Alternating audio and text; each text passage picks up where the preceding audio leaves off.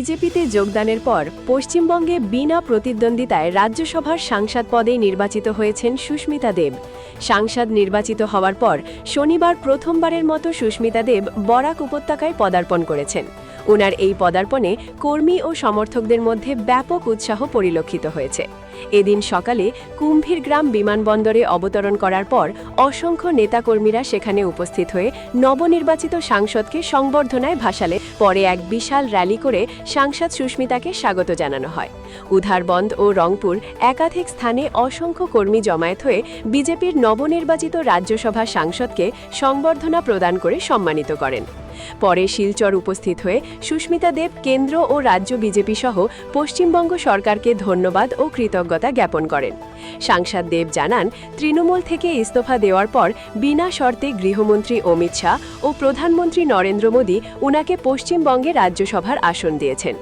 এই পদ পাওয়ার পর তিনি আসাম ও বরাক উপত্যকা সহ পশ্চিমবঙ্গের উন্নতির স্বার্থে আগামীতে কাজ করবেন। এই আসনে জয়ী হয়ে নিজেকে সৌভাগ্যবান মনে করছেন সাংসদ সুস্মিতা দেব।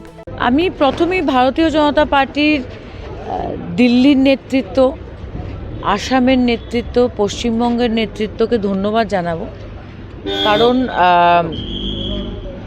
আমাদের রেজিগনেশনের পরে যদিও কোনো শর্ত ছিল না, তবুও honourable home minister Amit Shahji এবং প্রাইম মিনিস্টার মোদির নির্দেশে আমাকে রাজ্যসভার সিটটা আবার দেওয়া হয়েছে। এটা আমার সৌভাগ্য এবং আমি আশা করছি যে পোস্টটা বড় ব্যাপার না, কিন্তু এই রাজ্যসভার সিটটা পাওয়ার পরে আসামের উন্নতি, বিশেষ করে বরাকের উন্নতির জন্যে আমি আগামী দিনে কাজ করব।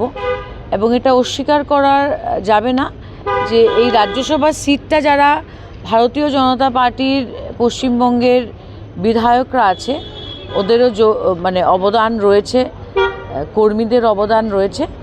আমি ঠিক আগের মতো আসাম এবং পশ্চিমবঙ্গর উন্নতিকে সামনে রেখে কাজ করি। দেখেন, দেশের সংবিধানে লোকসভা সিট আপনি যে কোনোখান থেকে দাঁড়াতে পারেন আর রাজ্যসভা থেকেও দাঁড়াতে পারেন।